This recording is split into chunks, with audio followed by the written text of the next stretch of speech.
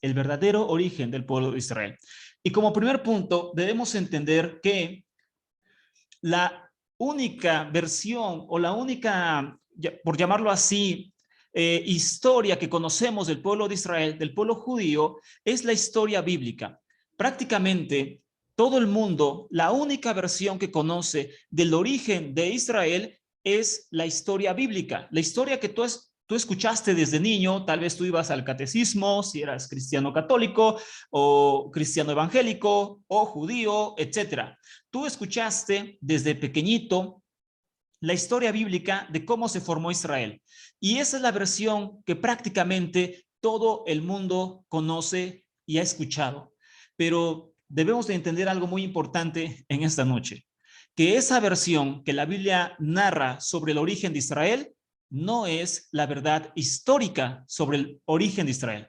Para comenzar entonces, vamos a entender algo muy importante, que la Biblia es una narración que conlleva fe, por supuesto, y es la única historia prácticamente que se conoce de Israel a nivel mundial. Es prácticamente la única que se habla, y esto es triste, por supuesto, pero debemos entender también que esta historia que hemos conocido desde niños, que los 12 patriarcas, que Israel es elegido, que viene Moisés con los 10 mandamientos y los patriarcas Abraham, etcétera, etcétera, todo eso que tú escuchaste desde niño o viste en alguna película de Hollywood, en la tele, etcétera, todas esas historias, debemos entender, son historias de fe, no historia comprobable.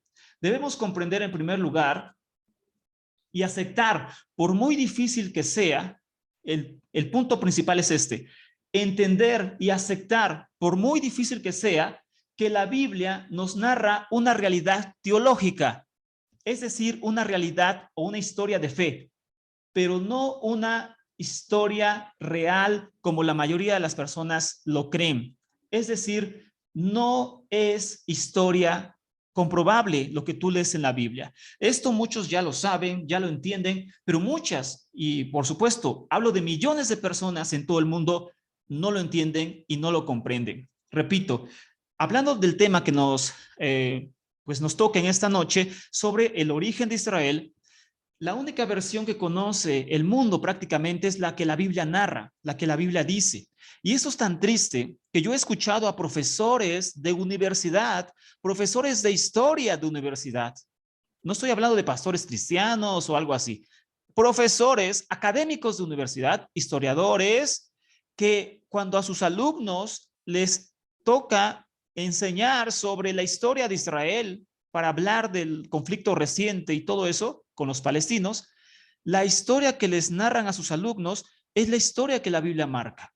Es decir, estamos no hablando de una iglesia cristiana o algo así, donde se habla esta historia de Abraham, Isaac y Jacob y todo eso. Estamos hablando de aulas de universidad, de preparatoria, de secundaria, etcétera, donde a los jóvenes se les enseña que el origen de Israel es el que la Biblia dice. Es que Israel viene de Abraham, como vemos en este cuadro, Abraham y Sara, después tuvieron a un hijo que se llama Isaac, después a Esaú y a Jacob, después ellos tienen a través de 4 mujeres, sobre todo Jacob, a través de 4 mujeres tiene a 12 hijos, que son las 12 tribus de Israel. Después estas tribus entran a Egipto, se vuelven esclavos, son liberados con plagas y todo eso, cruzan el Mar Rojo, llegan al desierto del Sinaí, reciben los 10 mandamientos por mano de Dios mismo, conquistan la tierra prometida y se establecen en la tierra de Israel hasta nuestros días, después de varios conflictos. Esa es la historia bíblica en resumen. Bueno, esta historia es la que muchos jóvenes escuchan como única verdad de Israel. Repito, no es un tema antisemita, no es un tema de odio hacia Israel, eso no tiene nada que ver. En este lugar no se enseña eso, por supuesto. Pero repito, esta es la única historia que los jóvenes y adultos conocen sobre el origen de Israel, la que la Biblia marca. Y la gente da por un hecho que esa es la historia real del origen de Israel. Y repito, eso conlleva a ver al pueblo judío, al pueblo de Israel, como un pueblo divino, como un pueblo infalible y como un pueblo que debe ser apoyado a toda costa. A toda costa debe ser apoyado, inclusive económicamente, como hacen los cristianos en Estados Unidos. el llamado cinturón bíblico. Ahora bien, entonces, esta historia es prácticamente la única que se ha conocido, por supuesto, a nivel mundial. Pero hoy tenemos una historia distinta del origen de Israel, una historia real, una historia comprobable, y créeme que te vas a caer de la silla para cuando entiendas cómo se formó realmente Israel y de dónde viene realmente el pueblo de Israel, el pueblo judío, que no es la historia que la Biblia nos marca. Ahora bien, entonces, vamos a comenzar ya de lleno en esta noche. ¿Quién es Israel? ¿De dónde se forma Israel? ¿En qué tiempo se forma Israel aproximadamente? Etcétera. Si la Biblia no nos está narrando la verdadera historia del pueblo judío, entonces, ¿cuál es la historia del pueblo judío? ¿Cuál es la verdadera historia de Israel? ¿Cuál es el verdadero origen de Israel? Bueno, para poder entender esto, necesitamos entender, en primer lugar, un término que representa a un grupo de personas que habitaban esa parte del mundo donde se establece Israel hace más de 2500 años. Y esas tribus, esos grupos de gentes que habitaban la zona donde hoy existe el pueblo de Israel, llevaban por nombre los Jabiru. Los Jabiru, también conocidos como Abiru o Shoshu, según la nación a donde se nombraban, los Jabiru son los mismos, Jabiru, Abiru o Shoshu. Estos eran campesinos y pastores desarraigados que a veces se convertían en bandidos o mercenarios que se vendían al mejor postor y en ambos casos eran un problema mayúsculo para las ciudades-estado. Disidentes del sistema, endeudados, exsoldados, que tienen su propia ley y como meta se encuentra la sobrevivencia. Y me puede decir, ¿y esto qué tiene que ver con, pues, el tema de esta noche? ¿Esto qué tiene que ver con el tema de hoy? Bueno, tiene que ver totalmente con el tema de hoy debido a que este grupo de personas conocidos como los Jabiru, ¿qué crees que son? Pues son los verdaderos patriarcas del pueblo judío. Y hoy lo vamos a entender, tal vez tú nunca lo habías escuchado, tal vez dices, este hombre está loco, no sé qué está diciendo, pero quédate hasta el final y repito, este no es un tema antisemita, este no es un tema antijudío o de odio al pueblo judío, es un tema histórico para que podamos entender lo que nunca nos enseñó la religión, entre tantas cosas. Seguimos entonces. Será un tema corto, pero muy importante. Ahora bien, las montañas de Canaán, como sabemos, Canaán es la tierra prometida. En la próxima clase hablaremos de eso. Canaán, en las montañas de Canaán es donde se forma el pueblo judío, o en Canaán, en la tierra de Canaán. Bueno, en estas montañas, en las montañas de Canaán, eso se convirtió en un lugar propicio para el establecimiento de estos grupos llamados los Javirú. A lo largo de todo el segundo milenio, antes de nuestra época, diversas fuentes acadias, sumerias, hititas y egipcias describen a los Jabiru como personas desposeídas dedicadas al saqueo y el pastoreo. Es decir, estamos hablando de hace más de 4000 años, o un promedio de 4000 años, más bien que estamos hablando del año 1200 antes de nuestra época, cuando estos grupos estaban en su apogeo, año 1300 antes de nuestra época. Estamos hablando de hace 3000 años, en resumen, no 4000, sino 3000 años, donde todas estas tribus estaban en toda la montaña de Canaán y las naciones que estaban alrededor, como Egipto, por supuesto, naciones que fueron después destruidas, como los hititas, los sumerios, donde después, por supuesto, viene Babilonia. Todas esas zonas describen a estos grupos de gentes y los describen como gentes dedicadas al saqueo y que eran pastores de ovejas, por supuesto. Así describían las fuentes más antiguas de las naciones que estaban en ese momento a este grupo de gentes que proliferaron, en las montañas de Canaán. Ahora bien, la sociedad mantenía dos estilos de vida en ese tiempo. Estamos hablando año 1300 aproximadamente antes de nuestra época, hace 3300 años. En ese tiempo había dos estilos de vida en esa zona del mundo, el nómada y el sedentario.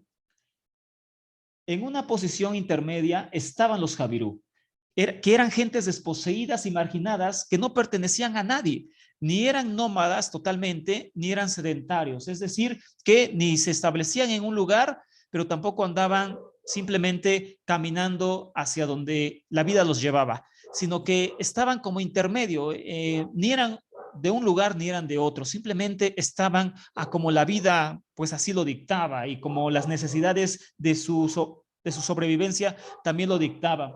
Un Jabirú no nacía, un Jabirú se hacía. Esos eran hombres. ¿Y por qué repito, por qué estamos hablando de estas tribus? Porque estos, como lo veremos en un momento, son los verdaderos patriarcas del pueblo de Israel. Repito, estas tribus son los verdaderos patriarcas del pueblo de Israel.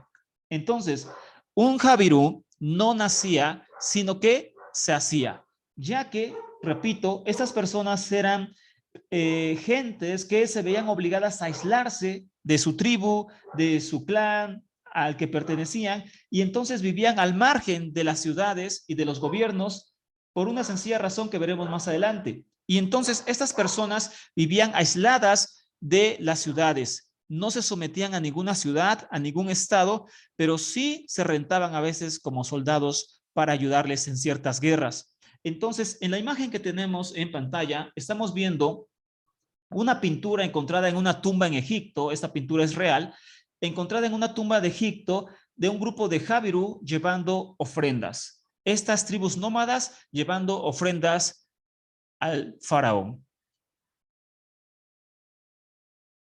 Pero repito, tampoco eran personas totalmente sometidas a faraón.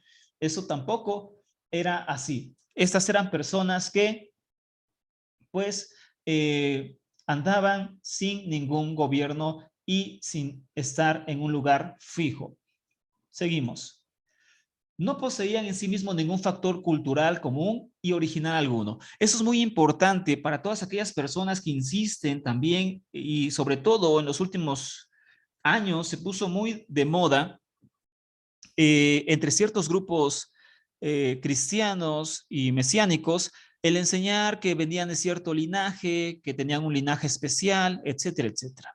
Bueno, para empezar, estos hombres, los llamados Jabirú, no pertenecían a ningún grupo específico. Repito, estos hombres no pertenecían a ningún grupo específico. Estamos hablando que ellos no pertenecían, pues, a una raza, pues, en específico. Me refiero a que no eran de una sola nación, no eran de una sola tribu o algo semejante. Los Jabirú eran personas que venían de todos lados, de todas las razas y de todas partes, y juntos hacían estos grupos de gentes que pues vivían al margen de la sociedad. Así que no eran pertenecientes a un solo grupo, sino era una mezcla de razas y de etnias que estaban en ese momento habitando la tierra. Así que no era un linaje puro. Para aquel que dice que Israel viene de un linaje puro, eso no es verdad. De hecho, un amado amigo, nuestro amigo Javier, en las próximas semanas nos dará una clase sobre esto a través de este canal,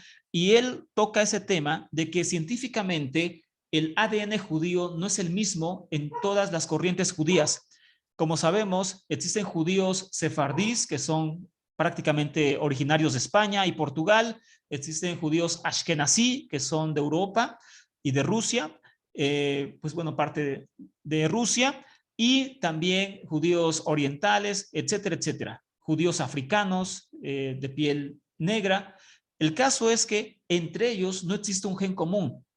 Y entonces ahí venimos a desmentir otra cosa, que se cree que existe un solo gen, como un gen de Abraham, que está en todo judío, ya sea negrito, ya sea güero como los askenazi, ya sea morenito como los orientales, ya sea sefardí, y que existe un solo gen para todas esas razas, para toda esa clase de judíos. Eso también la ciencia ya lo ha desmentido. Ninguno de ellos tiene cosas en común, porque son de razas distintas, aunque todos lógicamente se unen a través del judaísmo, se unen a través de la fe, pero no a través de la raza. Son razas distintas y eso se ve físicamente, es obvio físicamente, no son iguales físicamente. Entonces, esto nos platicará ya más a detalle con evidencia académica, científica, nuestro amado Haber Javier.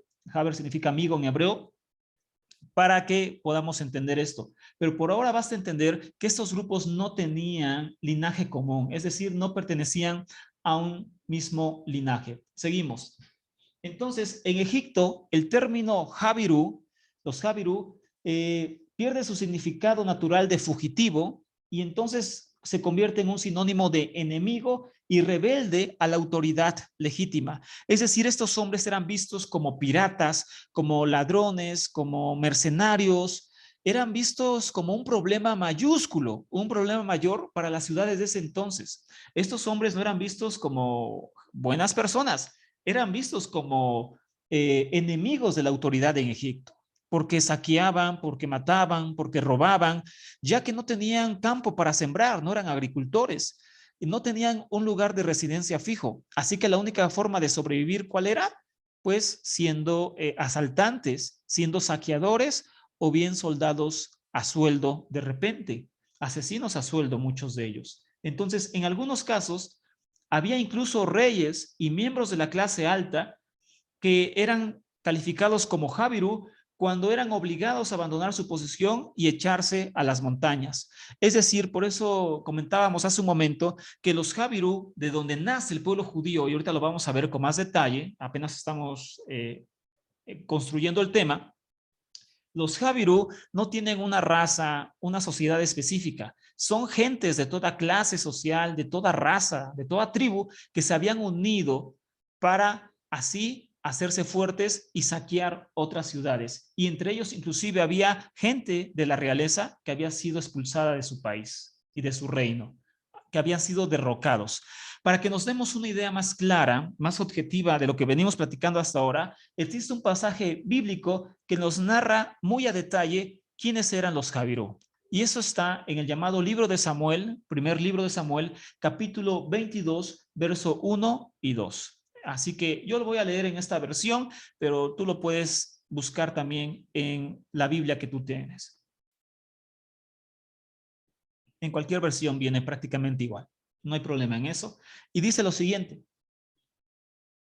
Es primera de Samuel, capítulo 22, verso 1 y 2. Esta es una fuente bíblica que nos ayuda a entender quiénes eran los Javirú.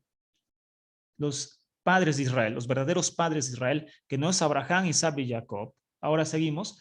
Primera de Samuel 22, 1 y 2 dice, yéndose luego David de allí, huyó a la cueva de Adulam, y cuando sus hermanos y toda la casa de su padre lo supieron, vinieron allí a él. Y se juntaron con él todos los afligidos y todo el que estaba endeudado y todos los que se hallaban en amargura de espíritu. Y fue hecho jefe de ellos y tuvo consigo como 400 hombres. Y entonces en este pasaje vemos claramente cómo cuando David huye, escapando por su vida, se unen a él gente que estaba endeudada, que estaba pues en algún problema, afligidos, etcétera. Y entonces escapan con él, se convierten en saqueadores, en soldados a sueldo, se esconden en las montañas y toda esa historia que tal vez tú algún día has leído en esta parte de la Biblia. Esos hombres tienen un título histórico y esos hombres se llaman Javirú. Así se les conocía a ellos, como los Javirú, salteadores, gente que se había escapado a las montañas porque tenía deudas. Ahorita vamos a hablar más en específico por qué escapaban, cuál era la razón de escapar y no quedarse en la ciudad si debían algo. Pues ahora era muy diferente que en nuestros días, ¿verdad? Hoy si la persona debe ahí a una mueblería o algo así, simplemente se esconde en su casa, llegan a tocar y no sale. Pero en ese tiempo no era así. En ese tiempo el que no pagaba se convertía en esclavo hasta que pagara lo que debía. Entonces, pues no era tan fácil como ahora.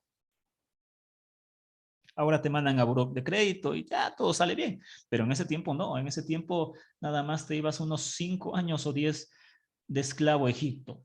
Entonces, por eso escapaba. Ahora bien, aunque la primera posible mención histórica de Israel como pueblo se encuentra hasta finales del siglo XIII, es decir, año 1200 antes de nuestra época, en una piedra grabada en Egipto conocida como Estela de Mereftá. En esta piedra grabada en Egipto se cree que aparece por primera vez, estamos hablando del año 1200, no antes, año 1200. ¿Por qué es importante esta fecha?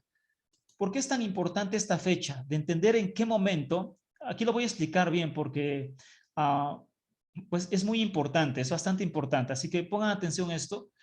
¿Por qué es esta fecha importante? La estela de Merenfta en Egipto es una piedra grabada con alguna leyenda de guerra y todo eso. Entonces, en esta estela, en esta piedra grabada gigante que se encuentra hasta hoy en día en Egipto, ahí está para aquel que quiera comprobarlo y decir, estás inventando las cosas y todo eso, puede viajar a Egipto, puede meterse a Google y comprobar la información. Ya hemos hablado que aquí no se trata de creer como si fuera religión, solo por creer, se trata de comprobar. Ahora bien, la estela de Merenfta en Egipto data del año 1200 antes de nuestra época.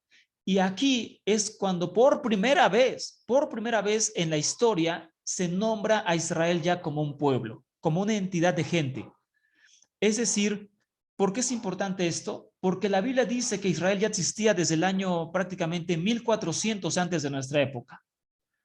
200 años antes, según las fechas bíblicas, la genealogía bíblica, la cronología bíblica, te dice que Israel ya existía en el año 1400. Pero en las naciones vecinas no se encuentra ningún registro de que existe Israel en ese tiempo. La primera vez que se menciona a Israel fuera de Israel, es decir, que se ya da por un hecho que existe una nación llamada así Israel, está hasta el año 1200 antes de nuestra época. Es decir, mucho tiempo después de lo que la Biblia dice. Por eso repito, la Biblia no es una historia real, es una historia teológica y hay que entender esa gran diferencia entre una historia bíblica y una historia bíblica, una historia de fe y una historia que se pueda comprobar. Y las dos cosas son diferentes.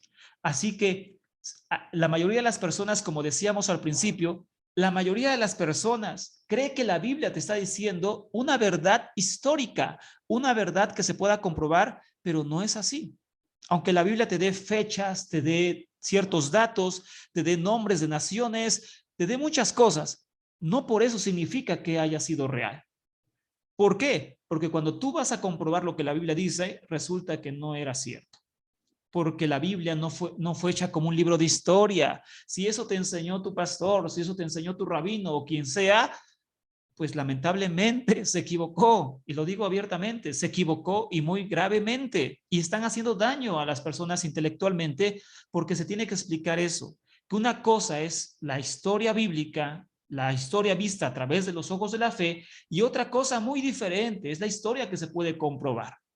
Si tú narras un hecho, para que se entienda ya este punto, si tú narras algún hecho de la vida a través de la fe, ves las cosas diferentes. Pero si las narras a través de la historia, eso es algo muy distinto. Entonces, repito, como había una lámina al principio que decía, aunque nos cueste entender, debemos aceptar que la Biblia es una historia de fe y no una historia real que se pueda comprobar. Y por eso este tema sobre el origen de Israel. Y decíamos que aquí hasta el año 1200 es cuando por primera vez se nombra a Israel fuera de Israel. Cuando se nombra a Israel en Egipto y se deja ver que existe un grupo de gentes llamados así Israel. Pero estamos hablando hasta el año 1200, no antes. No existe ningún registro, ninguna piedra grabada, no existe nada que nos diga que Israel existe antes del año 1200. Nada, nada. Aunque la Biblia diga que existía Israel, la arqueología, la antropología, la historia, todas las ciencias de la antigüedad dicen lo contrario. Israel no existe físicamente antes del año 1200, antes de nuestra época. Y ahorita vamos a ver por qué hasta este tiempo Israel nace y no antes como la Biblia dice. La Biblia fecha el nacimiento de Israel como nación aproximadamente en el año 1400. Repito, aproximadamente. Ahí varían fechas, pero es como redondeando la fecha. En el año 1400, la Biblia dice que Israel ya estaba como nación. Por lo menos ya estaba como nación. Después toma la tierra prometida y todo eso. Pero la historia dice otra cosa. Y la historia dice que en ese tiempo Israel no existía. Israel no existía en el tiempo que la Biblia marca. Israel viene a existir prácticamente en este tiempo, año 1200 antes de nuestra época. ¿Y por qué es esta fecha la importante? Para eso es el tema, porque hay cosas que nos hacen ver por qué Israel nace exactamente en este tiempo, hechos históricos. Ahora bien, entonces, hasta este momento es cuando Israel se nombra por primera vez. Y entonces se refiere, por supuesto, esta estela, la estela de Merenftá, a unos vecinos israelitas. Y entonces, pues, dicen que existían en esa zona del mundo. Los términos Javirú y hebreo poseen una relación etimológica. La etimología es el origen de las palabras. Los términos Javirú y hebreo poseen una relación de raíz basada en el verbo semita abarú, que se traduce como pasar la frontera. Es decir, tal vez tú has escuchado, la palabra hebreo significa el que cruza, y el primer hebreo fue Abraham, etcétera, etcétera. Tú has escuchado eso, que es una historia teológica. Repito, la historia de la Biblia es una historia diferente a la historia real. Y entonces la gente de fe dice, de religión, el término hebreo se refiere a los judíos y se refiere al que cruza hacia el otro lado, se refiere a Abraham que cruzó el Jordán, etcétera. Pero eso no es verdad. Y los historiadores lo confirman, que hebreo muy seguramente viene del término Javirú, que significa grupo de gente dedicada al saqueo, al pastoreo y son fugitivos de los gobiernos. Así que el término hebreo muy seguramente se deriva de Javirú, este tipo de gentes que existieron en esa parte del mundo. Ahora bien, ¿por qué decíamos es muy, pero muy, muy probable que Israel nazca hasta el año 1200 y no antes como la Biblia dice? ¿Por qué estamos tan seguros de eso? Por lo siguiente, la crisis del siglo XIII, es decir, año 1200 antes de nuestra época, se lleva a una crisis política, económica, social en esa parte del mundo. Y en ese tiempo se está fechando el nacimiento de Israel. Año promedio, año 1200 antes de nuestra época, no antes. No antes, como la Biblia dice. Ahora bien, ¿por qué pasa esto? Bueno, los cambios en las condiciones políticas en esa zona del mundo, en la tierra de Canaán, para que se entienda, uso los términos bíblicos que todos han escuchado desde pequeñitos, desde niños, porque pues bueno, nos alegra saber que estos temas los escuchan muchos pastores, maestros de iglesias, conferencistas, profesores de ciertos grupos, nos alegra y nos motiva a saber eso. Entonces, usamos los términos bíblicos para que todo el mundo los entienda, ¿ok? Entonces, la tierra de Canaán sufre una crisis en el año 1200 antes de nuestra época, un poquito antes empieza. Y hubo cambios, esa crisis se refiere a cambios drásticos, drásticos, no pequeños, cambios drásticos en esa parte del mundo, tanto políticos como económicos, como militares y hasta climáticos que transformaron para siempre esa parte del mundo en una realidad nunca antes vista en esa zona.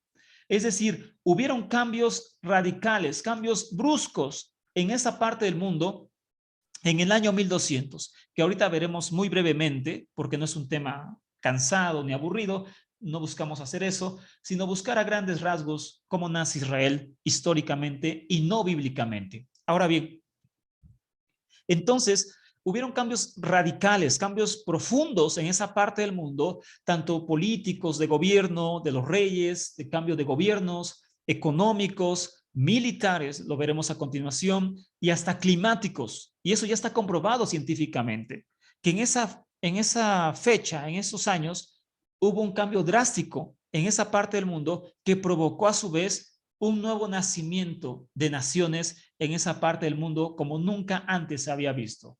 Así que continuamos, no vamos a tardar ya mucho, pero parte de estos cambios son los siguientes. Repito, no es un tema aburrido, lo estoy intentando hacer lo más ligero posible para que todo el mundo lo pueda escuchar y para que nadie se duerma en esta noche. Entonces, dentro de todos estos cambios que hubieron en esa etapa de la historia en esa parte del mundo, se encuentra la dominación de Egipto. Egipto había dominado esa parte del mundo durante casi 300 años. Y entonces Palestina, Canaán, para que se entienda, estuvo sometida a los egipcios durante 300 años prácticamente. Y esa larga dominación, ese largo dominio provocó, por supuesto, una influencia muy importante en esa parte del mundo. El control de Egipto era indirecto sobre los reyes locales de Canaán, y entonces los reyes, aunque tenían su propio gobierno, tenían sus propias decisiones, aún con todo eso, los reyes deberían de dar tributo y dar cuentas a Egipto. Es decir, los reyes no eran totalmente libres en el aspecto de poder hacer lo que quisieran, para nada. Había un imperio dominante que era el imperio egipcio. Y entonces todos los reyes que estaban en esa parte del mundo, donde hoy es Israel, por supuesto, ellos tenían su propio gobierno y todo lo demás, pero las decisiones más importantes siempre las deberían de consultar con Egipto. Y Egipto decía cómo eran las reglas en esa parte del mundo. En la actualidad lo vemos. Por ejemplo, en esta parte del mundo domina Estados Unidos. Los países tienen su propio presidente, lo eligen ellos, entre comillas, y todo eso. Pero quien manda es Estados Unidos. Y si un presidente de Latinoamérica quisiera hacer algo en contra de Estados Unidos, ¿qué pasará? Pues viene reprensión, vienen bloqueos económicos, vienen invasiones y todo lo que ya vemos en Venezuela, en Cuba, en otras partes de Latinoamérica que han pasado todos esos bueno, todos esos problemas políticos en Nicaragua hace no tanto tiempo, en Argentina, etcétera, han pasado infinidad de cosas porque se han intentado en Bolivia, porque se han intentado levantar en contra del gobierno de Estados Unidos. Y entonces Estados Unidos responde con represalias. Eso es el pan de cada día de nuestros días. Pues en ese tiempo no era diferente. Los reyes tenían cierta autoridad, pero estaban sometidos a Egipto. Entonces, los egipcios mantienen contacto con los Jabirú, ellos les llamaban Shashu, cuando estos buscaban refugio en Egipto y Egipto les daba abrigo a estos grupos, siempre y cuando no se robaran nada, por supuesto, y siempre y cuando no causaran problemas a Egipto. Pero cuando había hambruna, Egipto acogía a estas tribus de Jabirú, esas tribus nómadas, y entonces les daba comida.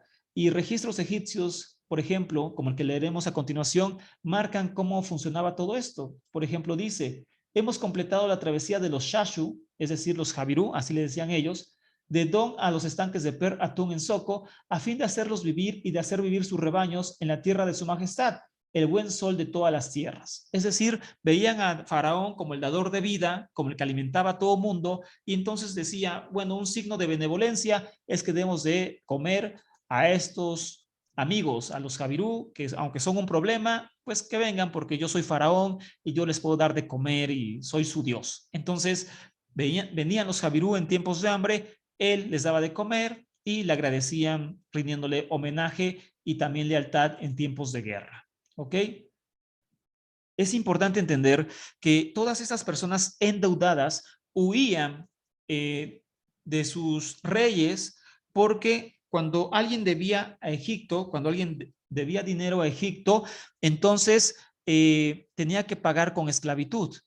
Después veremos todo eso, pero la forma de pagar cuando lógicamente no tenía dinero o algo semejante era a través de la esclavitud. Entonces, por ende, pues ellos preferían huir antes que volverse esclavos. Seguimos. Eso es muy importante lo que viene a continuación.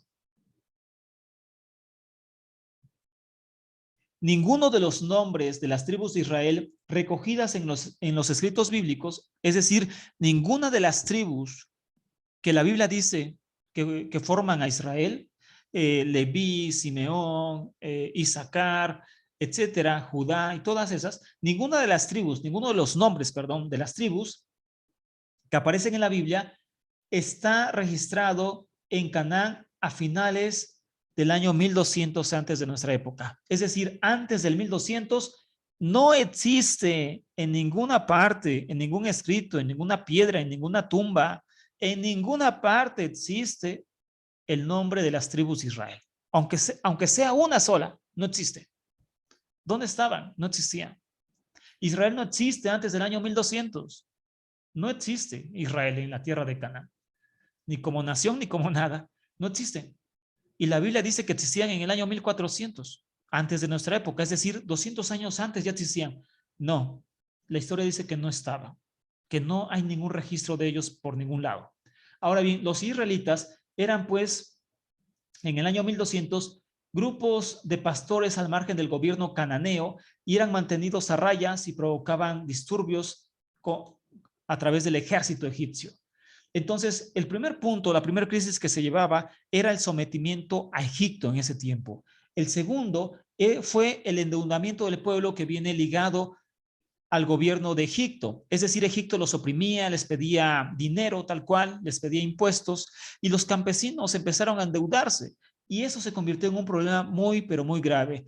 La tierra empezó a endeudarse y la única forma de pagar en ese tiempo, ¿cuál era? La esclavitud. O eras esclavo o tenías que huir a las montañas. Entonces, la actitud de dureza de los reyes cananeos en este problema económico y también la actitud indiferente de Faraón con todas las hambrunas que se vinieron, las sequías que provocaron la reducción de zonas para sembrar, entre otras tantas cosas, entonces se conjugó para dar un tiempo de mucha, pero mucha carencia y de mucha hambre en el año 1200 antes de nuestra época. En este tiempo se conjugan todos esos problemas climáticos que provocan sequías y la falta de alimentos. Por ende, la gente no puede sembrar, lógicamente no hay lluvias. En la tierra de Canaán no hay ríos. El Jordán es un riachuelo que no es suficiente, no es como el Nilo en Egipto, no es como el Tigris y el Éufrates en Babilonia, no son como esos ríos. No son como esos ríos. Entonces, el Jordán es un riachuelo que no es suficiente para alimentar a la población.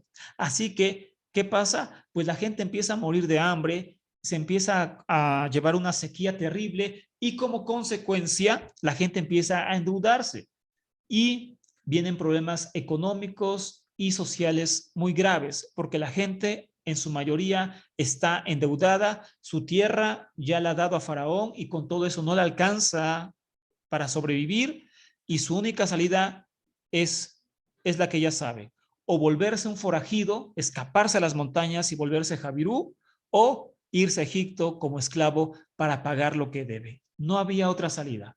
O te vuelves esclavo o te vuelves Jabirú. Pero esto no estamos hablando de pocas personas, sino estamos hablando de un problema mayúsculo en ese tiempo. Esto se multiplicó bastante. ¿Y cuál fue el problema de esto?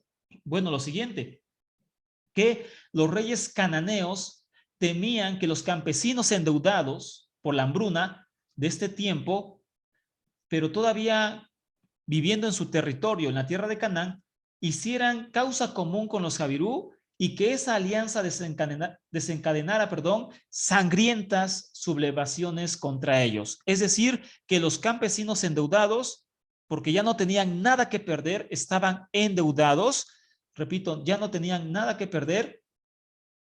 ¿Qué pasará? Pues bueno, que los campesinos entonces se volvieran Jabirú. Y eso es por supuesto algo bien, pero bien horrible, algo bien, bien terrible, que los campesinos entonces se volvieran Jabirú y comenzaran a atacar a los reyes que estaban en ese momento gobernando, ya que no tenían nada que perder, ya estaban endeudados, ya estaban muriendo de hambre, así que, ¿qué tenían que perder? Nos unimos a las bandas salteadoras, a los Jabirú, y derrocamos a los reyes y nos volvemos libres de deudas.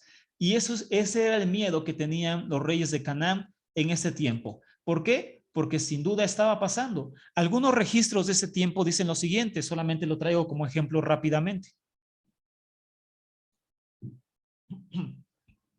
En ese tiempo tenemos los siguientes escritos de una ciudad.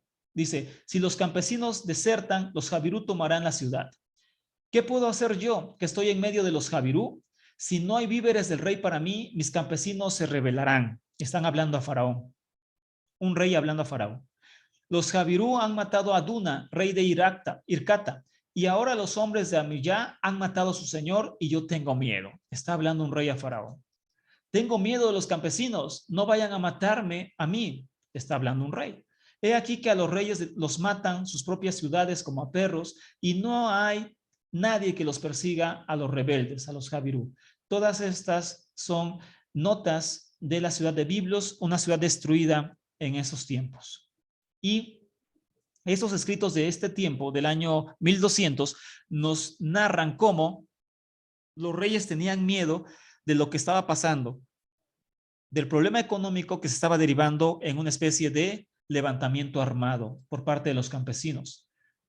Y bueno, pues vemos más cómo derrocan a reyes, derrocaron a reyes y los campesinos se unen con los Jabirú para que así entonces pues puedan salir de sus deudas y de paso derrocar a esos reyes que eran muy duros con ellos, que eran insensibles con sus deudas y con sus familias. Y entonces, por causa de esto, se buscaba movilizar a esos grupos de campesinos desesperados, de fugitivos y demás endeudados, para dar lugar a un proyecto de tipo revolucionario, mediante el cual se pretendía transformar por completo el sistema vigente basado en la presencia egipcia y en el gobierno de los reyesuelos. Es decir, se estaba buscando una revolución en ese tiempo, cambiar los gobiernos y establecer gobiernos nuevos. Esto es un resumen para no aburrirlos, por supuesto.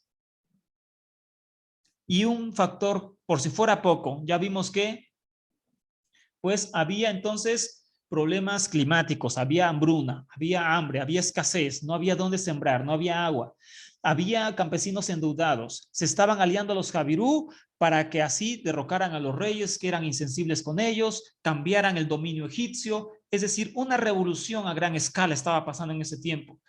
Muchos problemas sociales, políticos, estaban matando reyes, la gente se estaba volviendo Jabirú, los Jabirú se unían a los campesinos, era un problema mayúsculo, un problema sumamente grave.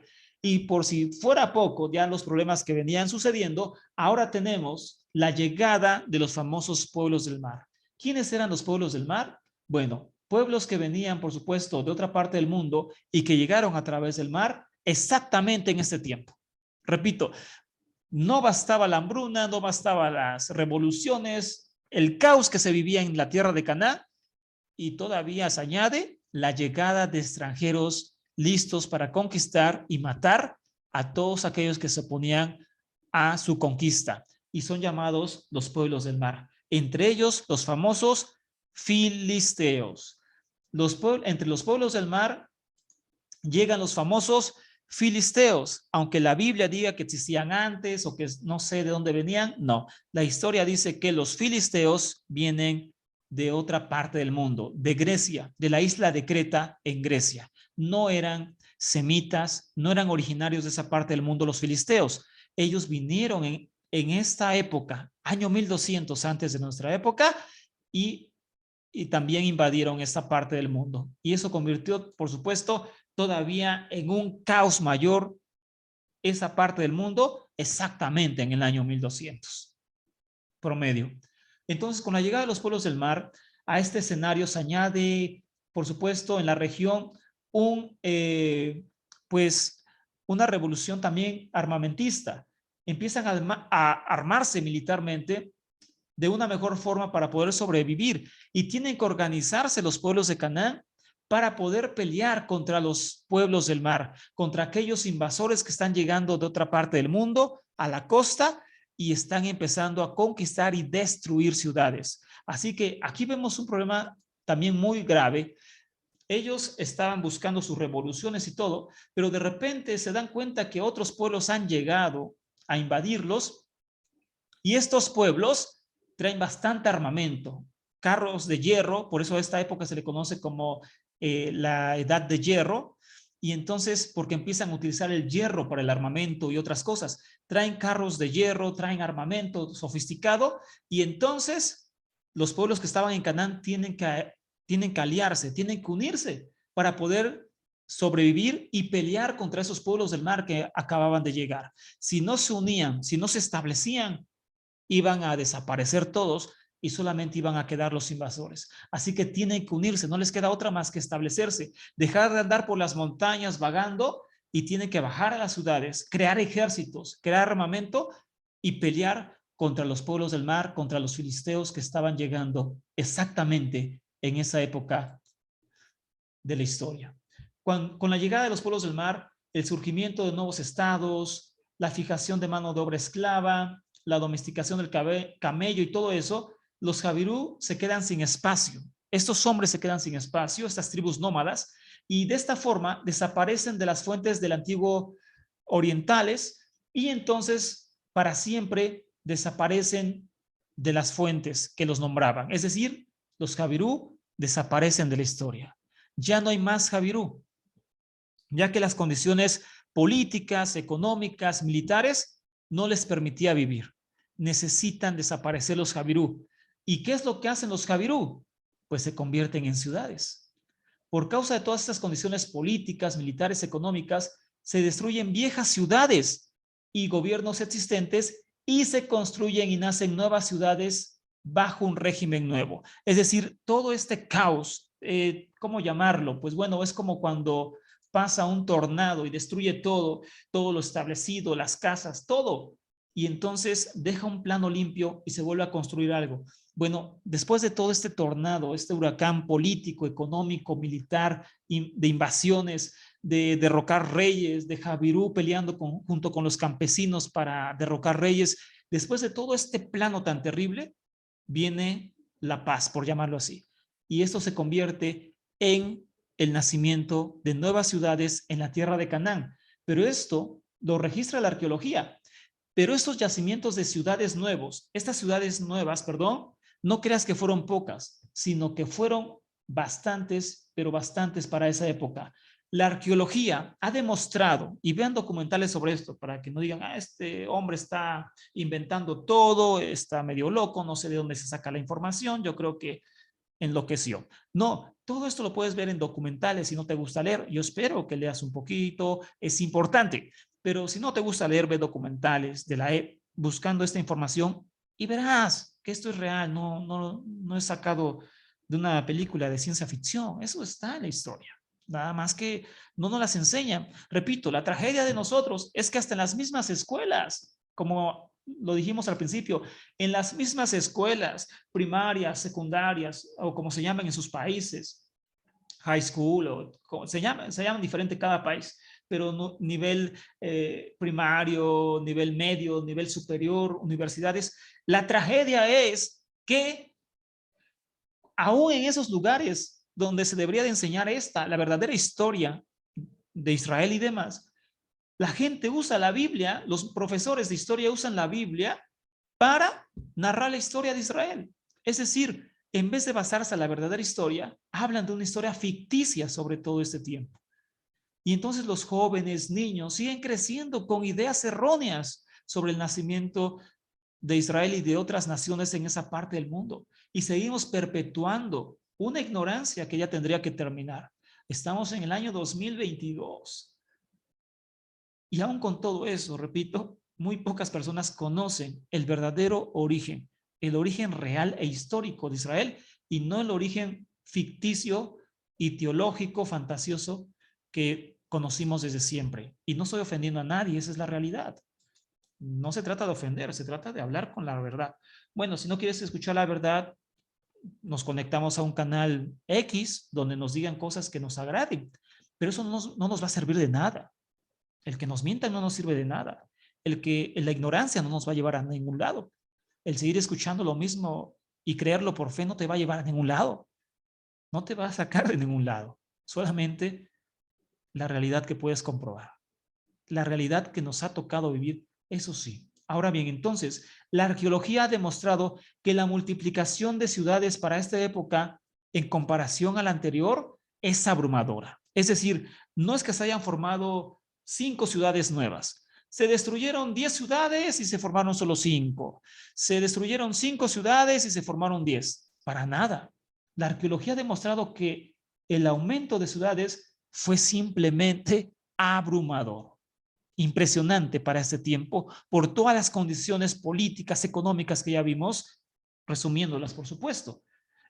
Por ejemplo, para la zona de los altiplanos centrales de Canaán, pasa de los 29 yacimientos que había antes del año 1200. Habían solamente 29 yacimientos. Si lo queremos ver así, 29 ciudades habían para el año 1200.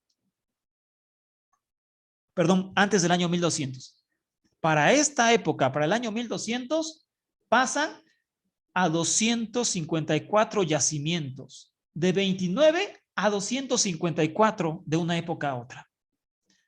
En el conjunto de Transjordania muestra un paso de los 32 poblados a 218 que ya existen en el año 1200 en adelante. Es decir, después de esta crisis económica que ya les platiqué, militar por los filisteos, los pueblos del mar, económica, de revoluciones, de Jabirú bajando a pelear, después de este colapso en esta zona terrible, pasan de 32 a 218 ciudades, además de muchos más asentamientos en el área de Judá, el Neguev y la Baja Galilea. Es decir, la geografía en esta parte del mundo cambia radicalmente de una forma simplemente abrumadora. Impresionante. Entre esos nuevos pueblos tenemos sin duda a Israel. El nombre de Israel aparece desde el siglo XIII, año 1200, en la estela de Meneftá. Ya lo vimos. Es el primer registro y el más antiguo que existe sobre Israel en el mundo. Esto no es cualquier cosa. Tal vez a muchas personas les digan, eso no importa, es una piedra ahí pintada en Egipto que data del año 1200 antes de nuestra época, donde menciona Israel, pero no importa, no se importa, porque es el primero y el más antiguo donde se menciona Israel. Y está apenas en el año 1200, cuando las nuevas ciudades nacen. Antes de esto, como ya vimos, no existe ningún otro registro por ningún lado, por donde tú busques, ningún registro existe de Israel. En ninguna parte del mundo, del Medio Oriente, ni en cualquier otra parte del mundo existe ningún registro de Israel, ni tan siquiera de alguna de las tribus que la Biblia marca. No existen, no están, no son, no existen simplemente. Hasta el año 1200 se nombra por primera vez a Israel en Egipto, en la estela de Meneftá, que es una estela grabada con una historia de guerra. Ahora bien, con referencia precisamente a este nuevo conjunto étnico, que ya por entonces estaba en formación y era identificado como tal. Entonces, estamos hablando que en el Hierro Primero, como la historia lo conoce, la época de Hierro Primero, o año 1200, más fácil, antes de nuestra época, estamos viendo por primera vez el nacimiento de lo que se conoce como Israel. ¿Ok? Entonces, perdone, vamos a, ¿ok? Del nacimiento de Israel. El nacimiento de Israel entonces está fechado prácticamente en este tiempo. Y esa es, por supuesto, en resumen, porque traje un resumen, no podemos traer toda la información, es bastante, pero en resumen, hace algo muy práctico para que metamos un cosquilleo en ti, una inquietud de investigar y que no creas todo lo que te han enseñado hasta ahora, no creas, porque no ha sido así, no creas todo. Entonces, año 1200 aproximadamente, nace Israel. No antes, no después, no como la Biblia te dice. Repito, la Biblia es una historia teológica, una historia de fe, no una historia real. Esa es la gran diferencia. Hay un libro, y aquí viene la bibliografía porque muchos la piden. Muchos dicen, ¿de dónde sacaste esta información? ¿A quién se la robaste? ¿Dónde la inventaste? ¿Cómo se te ocurren estas cosas? ¿Cómo tienes tanta imaginación para inventar cosas? No, mira, esa es la bibliografía. Bibliografía, más allá de la Biblia. Para todos aquellos que quieran buscar estos libros en internet o donde gusten, físicos, nosotros no vendemos ni regalamos ni nada, eso no es nuestra labor, así que pueden buscarlo en otras vías, en otros lados. La bibliografía, por ejemplo, es Más allá de la Biblia, autor Mario Liberani, editorial Crítica de Barcelona. De la historia bíblica a la historia crítica, de la historia bíblica a la historia crítica, de la fantasía a la realidad, yo le diría, de la fantasía a la realidad, de la historia bíblica a la historia crítica, Jacques Lafayette, Fondo de Cultura Económico. Historia antigua de Israel, Roland de Vos, un libro imperdible. Ediciones Cristiandad. La Biblia desenterrada, Israel Finkelstein, Neil Archer Silverman. Un libro que también debe de leer todo aquel que quiera salir del engaño y regresar a una verdad que se nos ocultó durante literalmente cientos de años. Hasta acá el tema de esta noche.